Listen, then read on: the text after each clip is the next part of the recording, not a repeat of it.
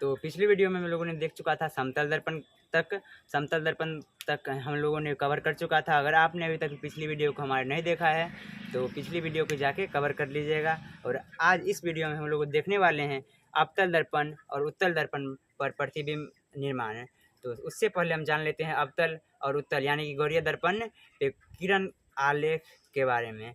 जो किरण कहाँ से आएगा, कहाँ से गुजरेगा, तो कुछ कॉन्सेप्ट होते हैं। जैसे अवतल दर्पण पर अगर कोई किरण मुख्य अक्ष के समांतर आता है तो कहाँ से गुजरेगा, तो फोकस से गुजरेगा। पहला नियम यही है। अगर कोई अवतल या उत्तल दर्पण पर कोई किरण मुख्य अक्ष के समांतर आ रहा है तो वह दर्पण से परावर्तन के बाद फोकस से गुजरेगा। कहाँ से गुजरेगा, फोकस से गुजरेगा। और उत्तल में भी फोकस से गुजरेगा। यह उत्तल दर्पण है हमारा, यह हो गया अवतल। इसका परावर्तक सतह धंसा हुआ है यानी कि अंदर से यह हो गया अवतल दर्पण और इसका परावर्तक सतह उभरा हुआ है तो यह हो गया हमारा उत्तल दर्पण। यह कौन दर्पण हो गया, उत्तल दर्पण। तो यहाँ भी आएगा, यह मुख्य अक्ष या प्रधान अक्ष हो गया और यहाँ आएगा किरण, यहाँ से गुजर जाएगा। यह काल्पनिक रूप से हमारा मिलेगा कहाँ, फोकस पर। काल्पनिक रूप से मिलेगा, वास्तविक रूप से उत्तल में नहीं मिलता है, काल्पनिक रूप से फोकस पर मिलता है। और जब एक और नियम होता है वह है, अब जब प्रकाश की किरण दर्पण से परावर्तन के बाद जब दर्पण से परावर्तन होता है और वक्ता केंद्र यानी कि एफ यहाँ हो गया और वक्ता केंद्र पर आता है तो परावर्तन के बाद भी वक्ता केंद्र पर वापस लौट जाता है। समतल दर्पण में भी देखे तो जब प्रकाश की किरण आपतित पड़ती है तो परावर्तन के बाद भी आपतित गुजर जाती है।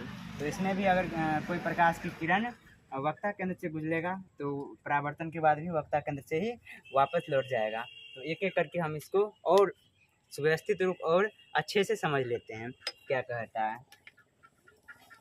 तो पहला कॉन्सेप्ट हुआ है, जब प्रकाश की किरण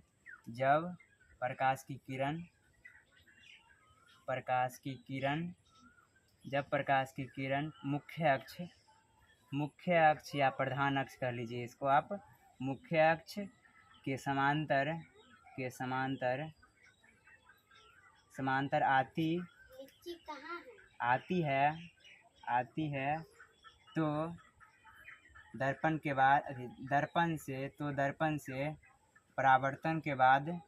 तो दर्पण से परावर्तन के बाद कहाँ से गुजरेगा, के बाद फोकस से गुजरता है।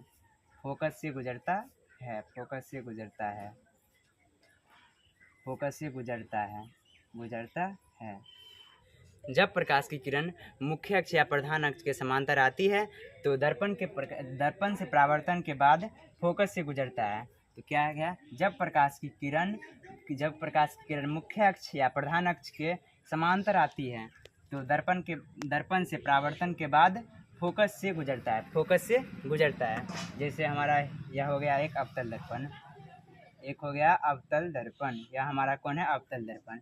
और यह हो गया मुख्य अक्ष, यहाँ P हो गया यानी कि ध्रुव और यह F हो गया, यह F फोकस और C वक्ता केंद्र। और जब प्रकाश की किरण मुख्य अक्ष के समांतर, इसका समांतर रहेगा, यह दोनों आपस में कभी नहीं मिलेगा, समांतर आएगा तो यह इससे परावर्तन के बाद फोकस से गुजरेगा। कहाँ से गुजरेगा, फोकस से गुजरेगा। और यह हो गया उत्तल दर्पण में भी गोलीय दर्पण का यह कॉन्सेप्ट है। तो गोलीय दर्पण के अंतर्गत अवतल और उत्तल दोनों आते हैं। तो यह हमारा उत्तल दर्पण हो गया।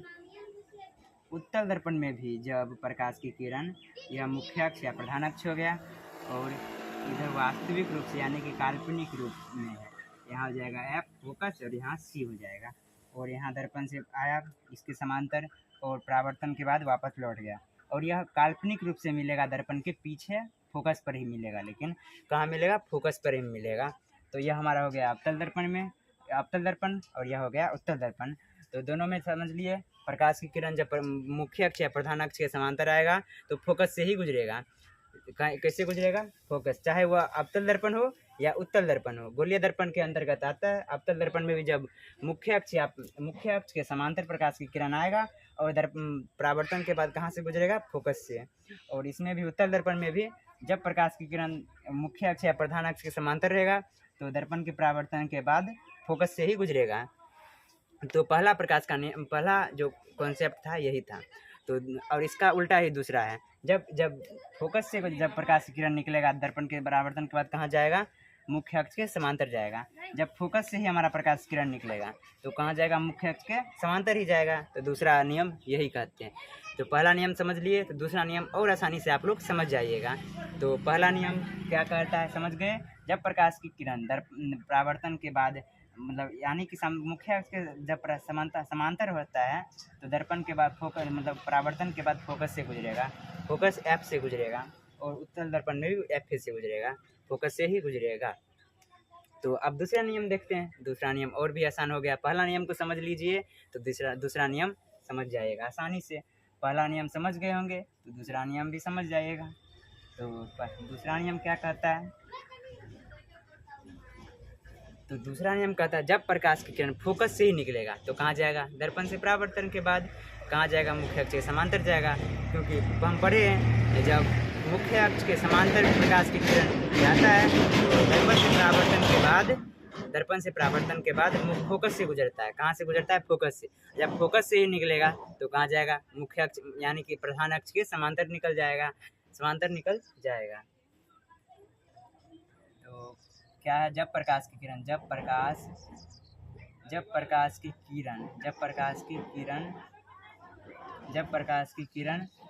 फोकस से निकलती है, जब प्रकाश की किरण फोकस से निकलती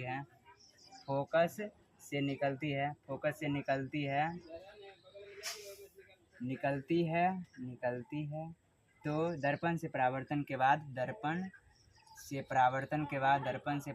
के बाद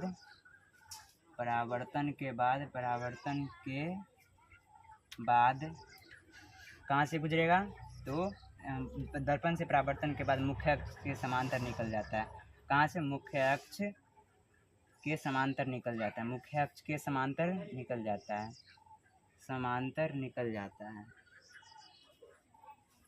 निकल जाता है।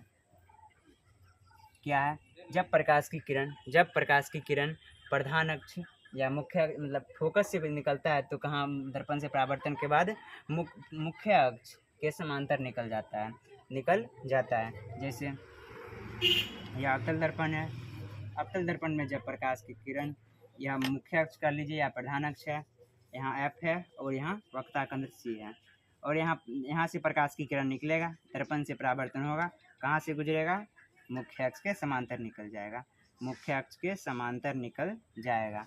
यहाँ से गुजरेगा तो कहाँ से निकल जाएगा, मुख्य अक्ष के समांतर निकल जाएगा। तो दूसरा यही कह रहा है, जब प्रकाश की किरण फोकस से निकलता है तो दर्पण से परावर्तन के बाद मुख्य अक्ष के समांतर निकल जाता है, जब प्रकाश की किरण मुख्य अक्ष से मतलब फोकस जो होता है हमारा, फोकस से निकलेगा तो दर्पण से परावर्तन के बाद मुख्य अक्ष के समांतर निकल जाएगा, तो दूसरा नियम यही है।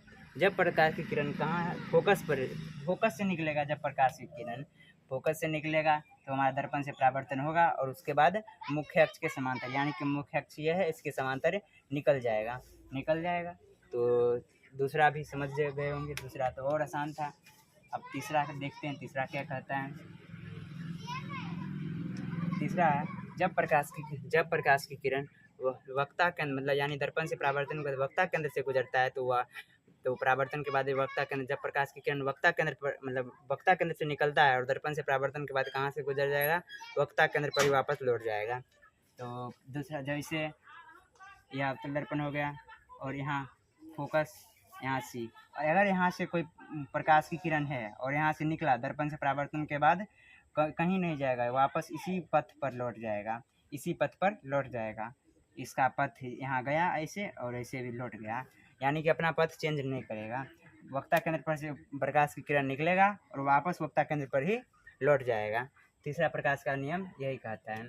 तो क्या है तीसरा, जब प्रकाश की किरण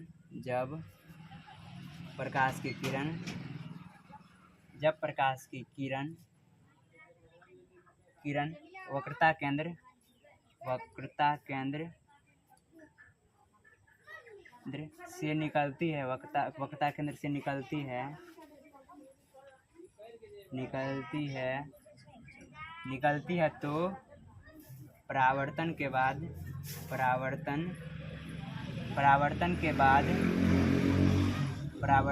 कहाँ से निकल वापस परावर्तन के बाद वापस उसी पथ पर लौट जाती है।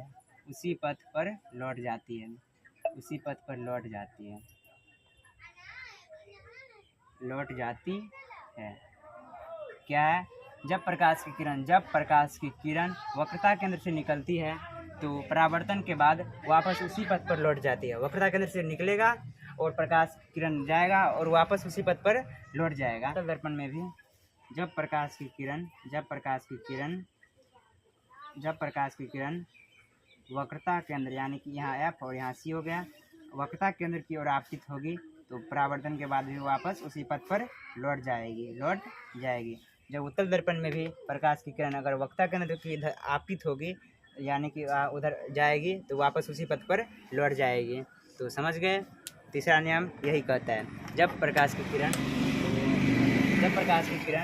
वक्रता केंद्र से निकलती नहीं है, आपतित होती है, लिख लीजिए वक्रता केंद्र की ओर और आपतित